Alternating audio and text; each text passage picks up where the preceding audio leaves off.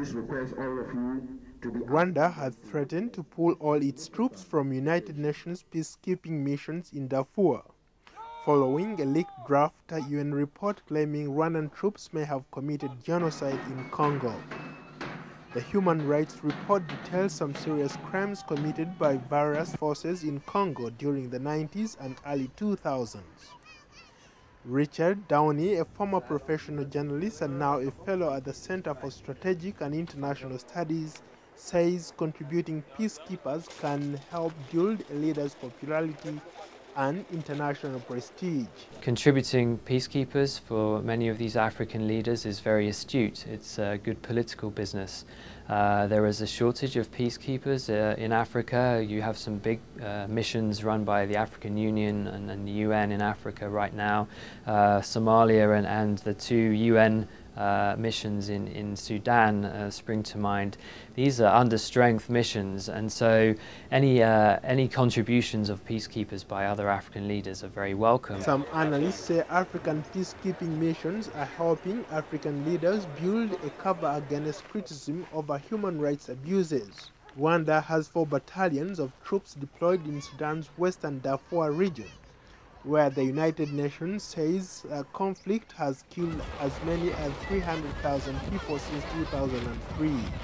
Rwanda's Foreign Affairs Minister Louise Mushikiwabo says Rwandan forces did not commit any war crimes in the Democratic Republic of Congo. We're saying that we are very seriously considering withdrawing our troops from Darfur, and that we have instructed our commanders to make contingency plans for our troops to come home. UN Secretary General Ban Ki-moon made an emergency trip to Rwanda and met with Rwanda's president. So I decided to visit Kigali at this time to speak directly with the President Kagame and his government about their concern regarding the Democratic Republic of the Congo human rights mapping exercise commissioned by the Office of the High Commissioner on Human Rights of the United Nations.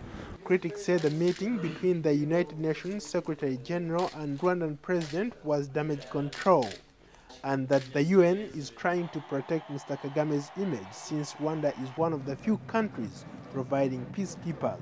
It does show how politically astute it is to contribute peacekeepers. They're in short supply, and therefore it gives you some political leverage on the world stage, so that when your conduct or domestic conduct is criticised, as Rwanda's most definitely has been in this draft UN report, that Paul Kagame, the president, can turn around and say, "Hey, look, we'll take our troops away if you don't reconsider your findings." UN peacekeepers were widely criticized for failing to prevent the 1994 slaughter of 800,000 Tutsi and moderate Hutus in Rwanda that ended only after the Tutsi-led fighters seized power. In the process, Rwandan forces invaded Congo following after Hutu militias, where it's alleged that Rwandan troops committed acts of genocide. Uganda provides the bulk of troops to the African Union mission in Somalia.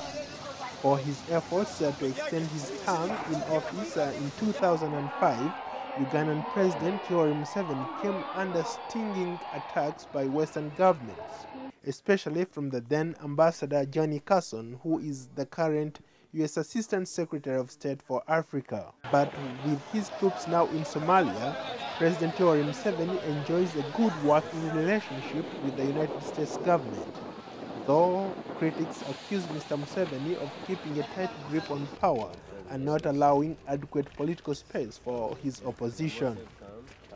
Paul Ndiho, VOA News.